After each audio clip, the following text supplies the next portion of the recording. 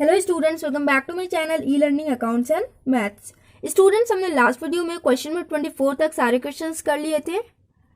आज हमें करना है question number 25। Question number 25 new topic है forfeiture of shares issued at par.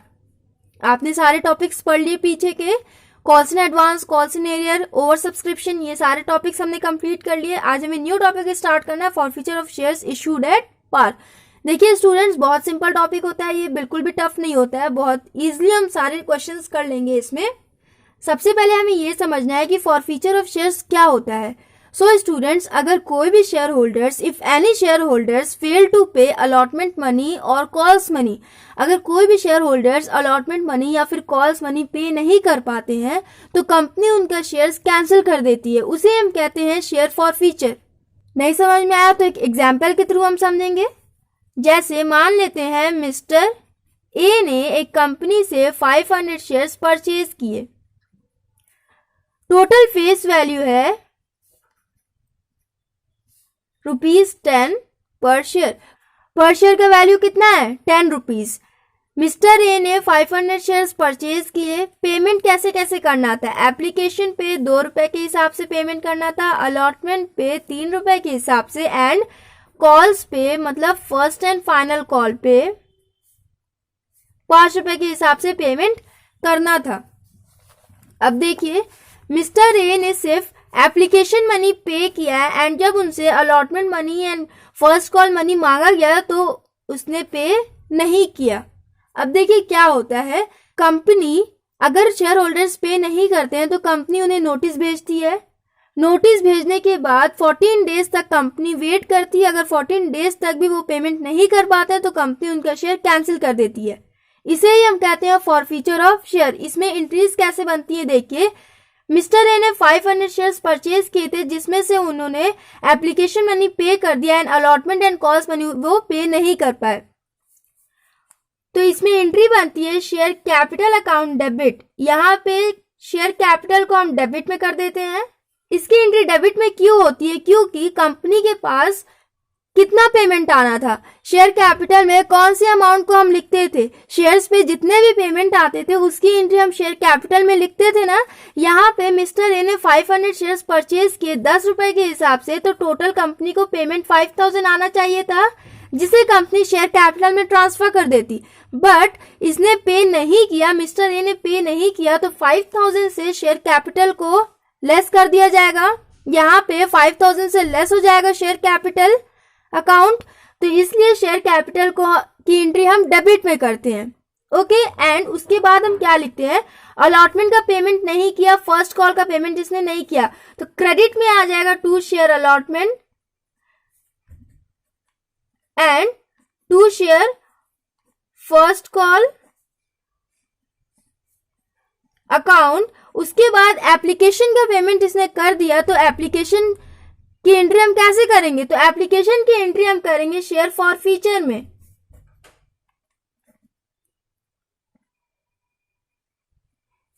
For feature means क्या होता है? फॉर फीचर मतलब होता है जब्त करना। मतलब मिस्टर ए ने एप्लीकेशन पे 2 रुपए के हिसाब से पेमेंट कर दिया था, इसने 500 into 2 इसने 1000 का पेमेंट कर दिया था, 1000 इसका कंपनी के पास है, आगे का पेमेंट इसने नहीं किया तो कंपनी ये 1000 उसे रिटर्न नहीं करेगी, कंपनी उसको अपने पास रख लेगी।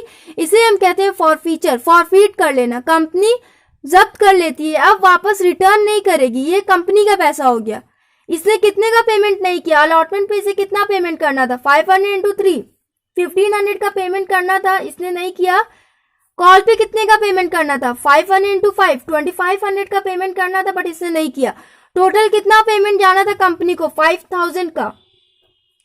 5000 का टोटल पेमेंट जाना था, बट सिर्फ 1000 का पेमेंट गया कंपनी के पास, 4000 का पेमेंट कंपनी के पास नहीं गया, तो ये 1000 कंपनी अपने पास रख लेगी एंड मिस्टर ए का 500 शेयर कंपनी कैंसिल कर देगी।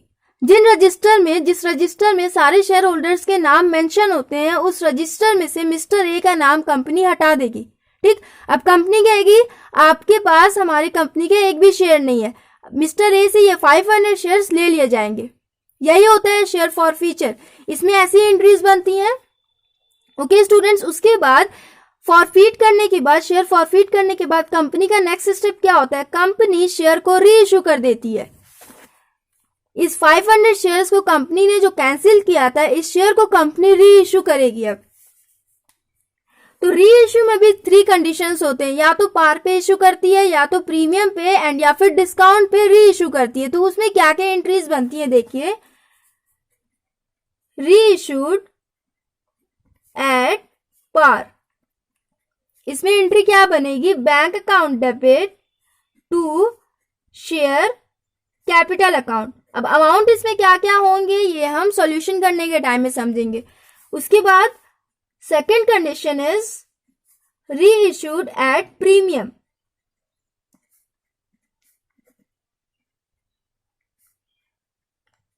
पहले हम पार पे कैसे कंपनी री इशू करेगी ये हम समझेंगे। पार पे कैसे इशू किया जाता है शेयर, यह आपने पढ़ा है, फर्स्ट टॉपिक ही आपका था, बहुत सिंपल इसमें एंट्रीज होती थी। मतलब पहले कंपनी ने 500 शेयर्स को 10 रुपए के हिसाब से इशू किया था। अब जब कंपनी री इशू करेगी अगर पार पे, तो कंपनी सेम 10 रुपए के हिसाब से री इशू कर देगी। तो उस कंडीशन में एंट्री ये बनेगी, bank account debit to share capital. And अगर company reissue at premium करेगी, तो प्रीमियम के कंडीशन में क्या होता है, पहले कंपनी ने 10 रुपए के हिसाब से इशू किया था मिस्टर ए को। अब जब कंपनी री इशू करेगी तो कंपनी 12 रुपए के हिसाब से करेगी, 2 रुपए ज्यादा। तो इसे हम प्रीमियम कहते हैं ना, प्रीमियम में शेयर का वैल्यू एक्स्ट्रा हो जाता है।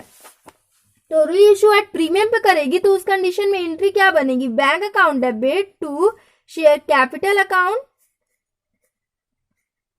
To securities premium reserve.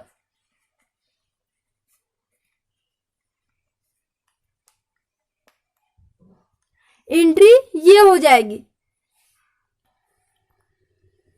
उसके बाद थर्ड कंडीशन इज, अगर company reissue at discount करेगी तो उस कंडीशन में एंट्री क्या बनेगी, री issued at discount.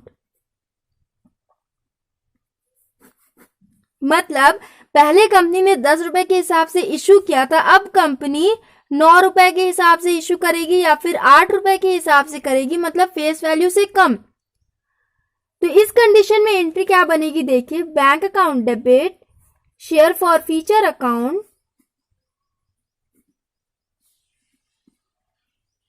To share capital account.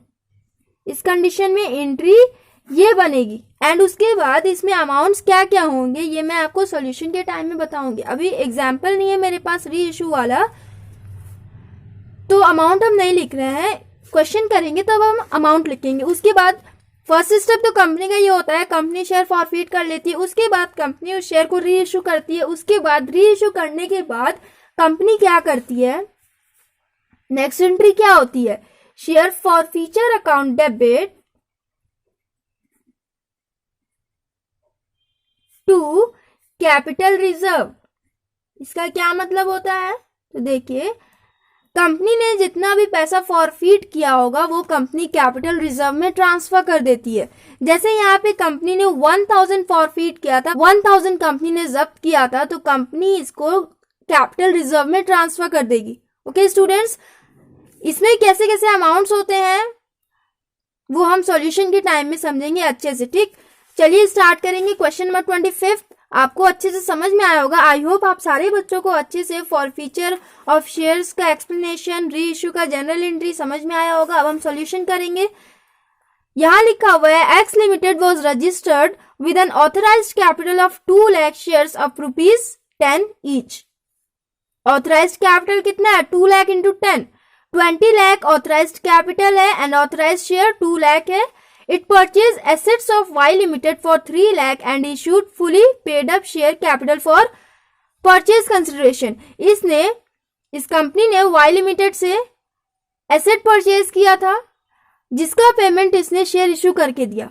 Okay, purchase consideration तो कैसे हम कैलकुलेट करते थे, परचेज कंसिडरेशन वाला नंबर ऑफ इशू इस कंडीशन में हम कैसे कैलकुलेट करेंगे। 3 लाख का पेमेंट करना है तो मतलब एक्स लिमिटेड ने कितना शेयर इशू किया होगा पेमेंट के लिए, तो नंबर ऑफ शेयर्स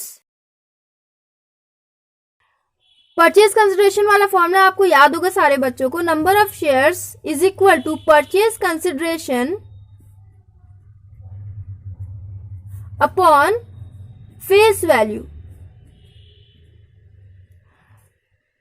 कितने का परचेज किया? 3 लाख का, तो यहां हो जाएगा 3 लाख एंड फेस वैल्यू कितना है? 10 रुपीज है। नंबर ऑफ शेयर्स कितने आ जाएंगे? 30,000। 30,000 शेयर इश्यू किया एक्स लिमिटेड ने वाई लिमिटेड के नाम, तो उसकी एंट्री क्या हो जाएगी?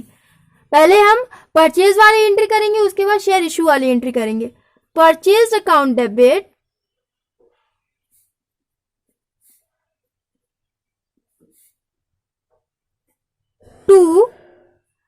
To Y limited. स्टूडेंट्स देखिए यहाँ पे क्या क्या करना है, पहले हम पूरा क्वेश्चन तो पढ़ ले, मैंने पहले ही स्टार्ट कर दिया। X limited was registered with an authorised capital of 2 lakh shares of ₹10 each. It purchase assets of Y limited for 3 lakh and issued fully paid up share for purchase consideration. ये तो मैंने सॉल्व कर दिया। It also invited application for 1,20,000 shares payable as under. इसने share भी issue किया, 1,20,000 shares issue किए इस कंपनी ने। पेमेंट इसका ऐसे हुआ 2.50 on application, 2.50 on allotment, 2 on first call and 3 on final call. Amount due on allotment and first call was duly received.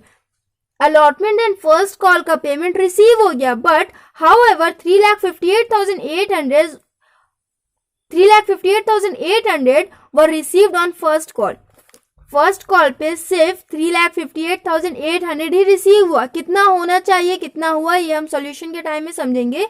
Directors forfeited the shares of defaulting shareholders and reissued them 8.50 per share as fully paid up. यहां लिखा हुआ है कि company के पास final payment पे full payment नहीं आया।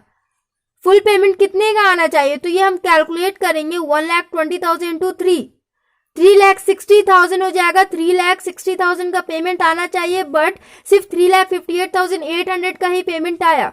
कितने का पेमेंट नहीं आया, कितने शेयर्स का पेमेंट नहीं आया, ये सब हमें कैलकुलेट करना है। उसके बाद उस शेयर को कंपनी ने री इश्यू किया डिस्काउंट पे। फेस वैल्यू था 10 रुपए, जब कंपनी ने री इश्यू किया तो कम कर दिया, कम करके री इश्यू किया तो डिस्काउंट पे री इश्यू किया एज फुली पेड अप, जिसका फुल पेमेंट हो गया।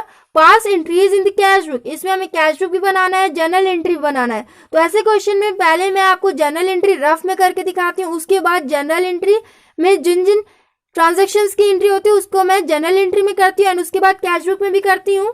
तो वैसे ही हम इसमें भी करेंगे। Show the share capital in the balance sheet of the company. Company के बैलेंस शीट में हमें शेयर कैपिटल भी शो करना है। तो पहले हम रफ जनरल एंट्री बनाएंगे, उसके बाद उसको जनरल में एंड कैश बुक में ट्रांसफर करके दिखाएंगे। तो फर्स्ट एंट्री इसकी क्या हो जाएगी, पहले परचेज वाली एंट्री करेंगे, उसके बाद शेयर इशू वाली एंट्री करेंगे। तो ये हो जाएगा purchase account debit to Y limited. कितने का परचेज किया था, 3 लाख का। 30,000 शेयर इश्यू किया गया था, तो वहां एंट्री क्या हो जाएगी, 30,000 इंटू 10, 3 लाख एंड 3 लाख। 3 लाख का पेमेंट करना था जिसपे शेयर इश्यू करके दिया कंपनी ने, एंड यहां हो जाएगा purchase assets.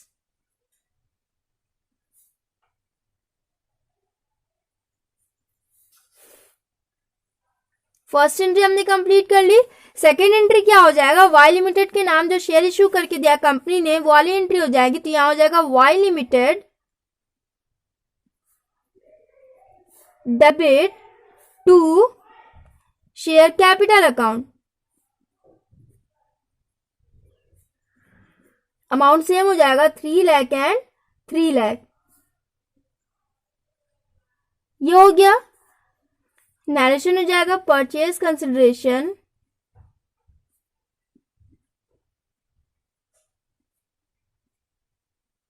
Discharges by share.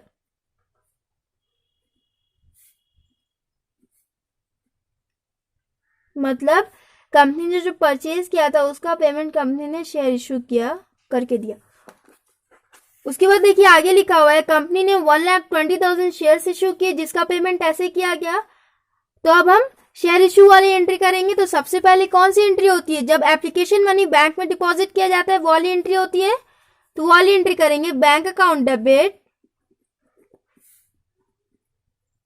To share capital account, यहाँ पे कंपनी ने इक्विटी शेयर इशू किया या फिर प्रेफरेंस शेयर, कोई भी गिवन नहीं है इन्फॉर्मेशन, तो यहाँ डायरेक्ट हम लिख देंगे टू शेयर एप्लीकेशन अकाउंट।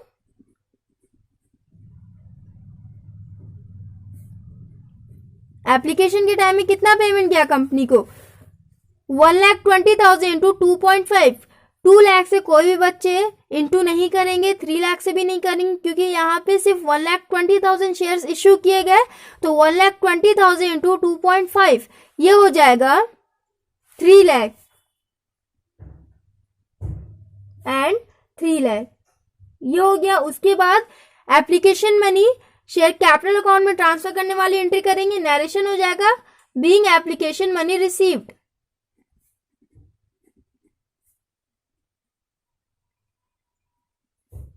ये कोई एंट्री। नेक्स्ट एंट्री करेंगे share application account debit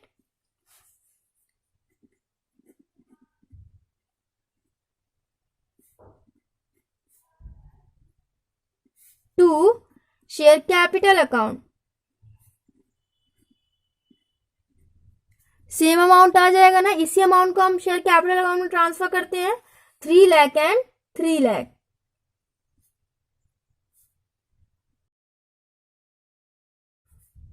narration हो जाएगा application money transfer to share capital account, ये आप लोग पूरा कर लीजिएगा। उसके बाद शेयर अलॉटमेंट वाली एंट्री करेंगे, तो अलॉटमेंट के टाइम में कितना मनी डिपॉजिट होगा, 1,20,000 इंटू 2.50।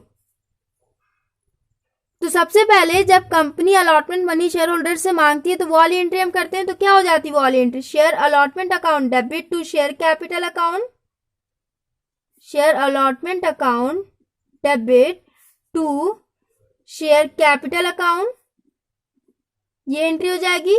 अमाउंट कितना हो जाएगा, 1,20,000 इंटू 2.5, ये भी हो जाएगा 3 लाख एंड 3 लाख। यहाँ नरेशन हो जाएगा अलॉटमेंट मनी ड्यू,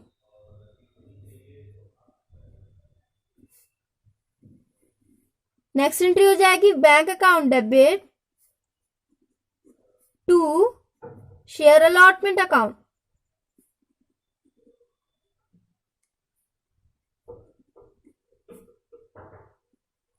ये हो गई। अमाउंट पूरा लिख देंगे 3 लाख एंड 3 लाख। उसके बाद फर्स्ट कॉल वाली एंट्री करेंगे, नरेशन हो जाएगा अलॉटमेंट मनी रिसीव्ड, पूरा आप लोग लिख लीजिएगा। नेक्स्ट एंट्री, जब कंपनी शेयर होल्डर से फर्स्ट कॉल मनी मांगेगी तो वो वाली एंट्री तो क्या हो जाएगी, share first call account debit to share capital account, share first call account debit to share capital account.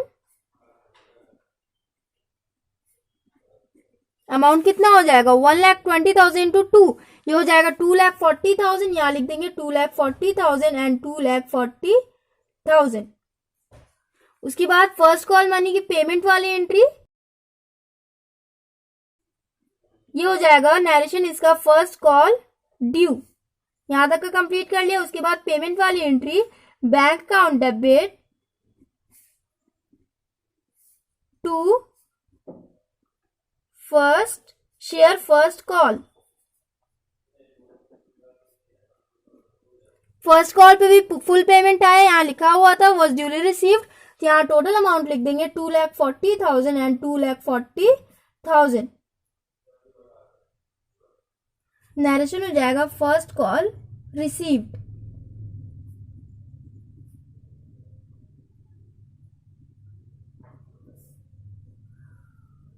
यहां तक का हो गया स्टूडेंट्स। इसके बाद हम फाइनल कॉल वाली एंट्री करेंगे, उसके बाद शेयर फॉर फीचर वाली एंट्री करेंगे।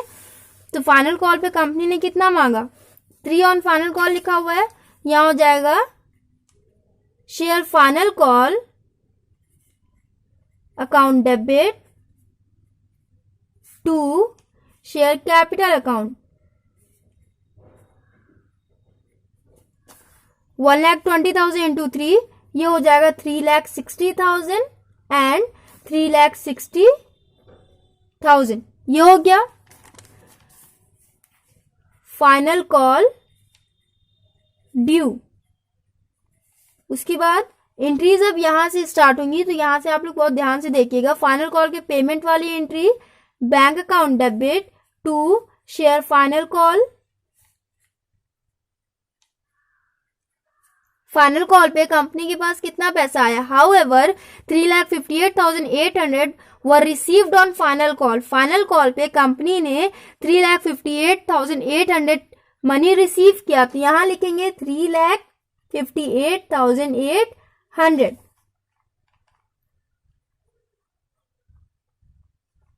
ये हो गया, नरेशन हो जाएगा फाइनल कॉल रिसीव्ड।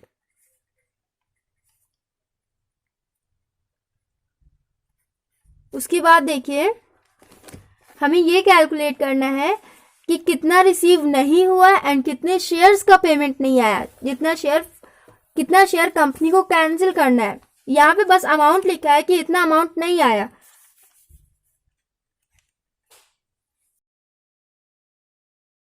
टोटल 3,60,000 का पेमेंट आना चाहिए था, बट सिर्फ 3,58,800 का पेमेंट आया। तो कितने का पेमेंट नहीं आया, माइनस करेंगे तो ये हो जाएगा 1200 का पेमेंट नहीं आया। तो पहले हम नंबर ऑफ शेयर्स कैलकुलेट करेंगे यहां से। तो कैसे कैलकुलेट करेंगे, देखिए number of shares is equal to 1200 upon, final call पे पेमेंट नहीं आया था 1200 का, तो 1200 को डिवाइड करेंगे फाइनल कॉल मनी से। 1200 डिवाइडेड बाय 3, ये हो जाएगा 3 1 3, 3 4 12। 400 शेयर्स के पेमेंट नहीं आए। अब यहां से हम इजिली कर लेंगे ना। पहले बच्चों को यही प्रॉब्लम हो रही है कि यहाँ पे हम कैलकुलेट कैसे करेंगे कि 400 शेयर्स के पेमेंट नहीं आए। यहाँ हिंट में तो लिखा हुआ है शेयर फॉरफिटेड 400 शेयर्स के पेमेंट नहीं है, बट कैलकुलेट इसे कैसे करना है। तो देखिए स्टूडेंट्स, यहाँ पे कैलकुलेट ऐसे करना है। टोटल में से 3,58,800 को माइनस करेंगे, 1200 आया, 1200 का पेमेंट नहीं आया था फाइनल कॉल पे, तो फाइनल कॉल के मनी से हम डिवाइड करेंगे, तो ये आ जाएगा नंबर ऑफ शेयर्स। ये हो गया। उसके बाद देखिए शेयर फॉर फीचर वाली एंट्री करेंगे। ये आप लोग के लिए न्यू होगा, तो बहुत ध्यान से देखिएगा। शेयर फॉर फीचर वाली एंट्री मैंने आपको बताई थी, share capital account debit to share allotment to share first call and to share forfeiture. यहाँ पे देखिए एग्जांपल में क्या था, अलॉटमेंट एंड फर्स्ट कॉल का पेमेंट नहीं आया था, तो यहाँ पे अलॉटमेंट एंड फर्स्ट कॉल है, बट क्वेश्चन में सिर्फ फाइनल कॉल का पेमेंट नहीं आया, तो यहाँ एंट्री हो जाएगी share capital account debit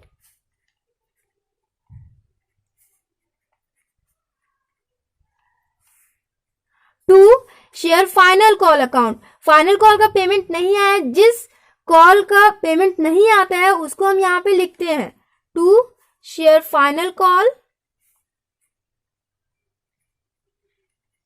account and 400 shares जिस शेयर होल्डर ने लिया था उसने application, allotment and first call, इन तीनों कॉल्स का पेमेंट कर दिया था, तो वो तीनों अमाउंट चला जाएगा शेयर फॉर फीचर में, to share forfeiture account. अब देखिए 400 शेयर्स के हिसाब से कंपनी में टोटल पेमेंट कितना आना चाहिए था, तो टोटल फेस वैल्यू 10 रुपीज है, तो 400 इंटू 10, 4000 का पेमेंट आना चाहिए कंपनी में। शेयर कैपिटल में लिखेंगे 4000।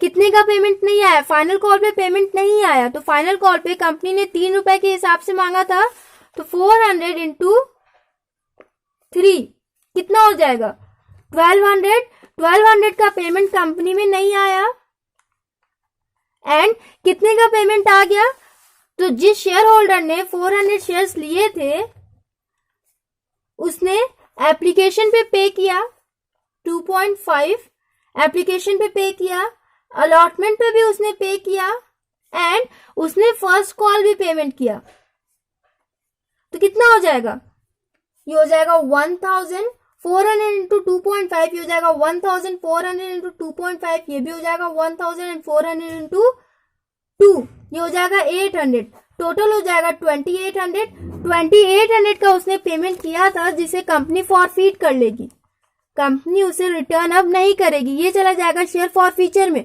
फॉरफीचर वाली एंट्री हमने कर ली। नरेशन हो जाएगा 400 शेयर्स कंपनी ने फॉरफीट किए, कैंसिल किए, तो यहां हो जाएगा 400 shares फॉरफीटेड।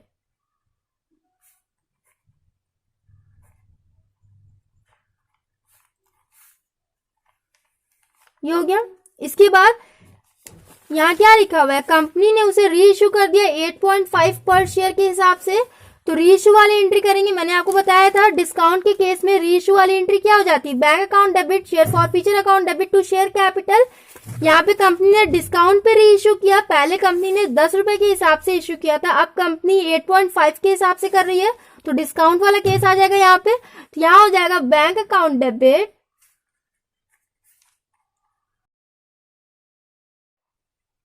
Share forfeiture account debit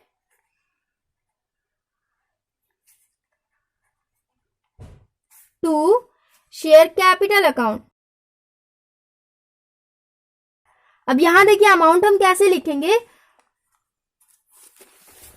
तो कंपनी ने री इश्यू कितना शेयर का किया, 400 शेयर्स कंपनी ने री इश्यू किए। यहां हो जाएगा 400 इंटू 8.5 पर शेयर के हिसाब से कंपनी ने री इश्यू किया, 400 इंटू 8.5, ये हो जाएगा 3400। कंपनी ने 400 शेयर्स को 8.5 के हिसाब से री इश्यू किया था, ये चला जाएगा बैंक पेमेंट में, जिसका फुल पेमेंट आ गया, तो ये चला जाएगा 3400 बैंक अकाउंट में। टोटल कितने का पेमेंट आना चाहिए, शेयर कैपिटल, ये जो शेयर कैपिटल अकाउंट यहाँ जो हमने 400 लिखा है, इसी को हम यहाँ पे ट्रांसफर करते हैं। इसी 4000 पे जितने शेयर्स आने थे कंपनी ने उसे री इश्यू किया, तो 4000 शेयर कैपिटल में चला जाएगा, जिसपे कंपनी ने री इश्यू किया डिस्काउंट पे, तो कितना अमाउंट आया 3400। कितने का लॉस हुआ कंपनी को, तो 4000 माइनस 3400, ये हो जाएगा 600। 600 यहाँ कैसे आया, टोटल 4000 पेमेंट आना चाहिए था इस टाइम में, कंपनी ने 400 शेयर जो जिसे इश्यू किया था पहले उसने पेमेंट नहीं किया, तो कंपनी ने उसी शेयर को री इश्यू किया। तो री इश्यू करने के टाइम में कंपनी के पास अब 3400 आया, बस 4000 आना चाहिए था बट 3400 आया क्योंकि इसने डिस्काउंट पे री इश्यू किया था। तो लॉस कितने का आ गया, 600 का, री इश्यू करने में कंपनी को 600 का लॉस आ गया, तो इसकी एंट्री यहाँ पे डेबिट साइड में हो जाएगी। ठीक, री इश्यू वाली भी एंट्री हो गई, 400 शेयर्स री issued.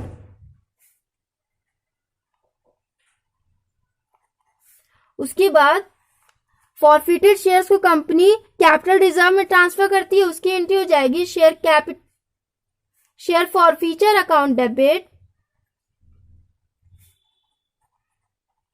To capital reserve account. यहां पे कितना अमाउंट लिखेंगे, तो कंपनी ने कितना शेयर फॉरफीट किया था, 2800 कंपनी ने फॉरफीट किया था, जिसमें से 600 का लॉस आ गया कंपनी को, तो ये माइनस करेंगे, ये हो जाएगा 2200। 2200 को हम यहां लिखेंगे। क्रेडिट साइड वाले फॉरफीचर में से डेबिट साइड वाले फॉरफीचर को हम माइनस करते हैं, क्योंकि कंपनी के पास टोटल 2800 का प्रॉफिट हुआ था उस टाइम में, कंपनी ने उसका पैसा रख लिया था। उसके बाद जब कंपनी ने उस शेयर को री इश्यू किया, तो कंपनी ने डिस्काउंट पे री इश्यू किया था, तो कंपनी को लॉस हो गया, 600 का लॉस हो गया, तो उस लॉस को हम माइनस करके कैपिटल रिजर्व में लिखेंगे। Share forfeiture transfer to share forfeiture transfer to capital reserve, capital reserve, ये हो जाएगा। सो स्टूडेंट्स ये आ जाएगा 2200। आंसर देखिए, कैपिटल रिजर्व 2200। बट स्टूडेंट्स ये फेयर सोल्यूशन नहीं था, ये मैंने आपको जनरल एंट्री रफ सोल्यूशन करके दिखाया। नेक्स्ट वीडियो में मैं, ये वीडियो काफी लंबा हो गया, तो नेक्स्ट वीडियो में मैं जिन ट्रांजेक्शन्स की एंट्री जनरल में जाएगी उसको मैं जनरल में करके दिखाऊंगी, एंड इनमें से जिन ट्रांजेक्शन्स की एंट्री कैश बुक में जाएगी उसको मैं कैश बुक में करके दिखाऊंगी। एंड उसके बाद हमें बैलेंस शीट में शेयर कैपिटल भी शो करना है, तो वो भी मैं करूंगी। सो स्टूडेंट्स क्वेश्चन नंबर 25 मैंने अभी अधूरा किया है, नेक्स्ट वीडियो में मैं पूरा करूंगी। So if you like my video then please like share comment and do subscribe my channel. Thanks for watching.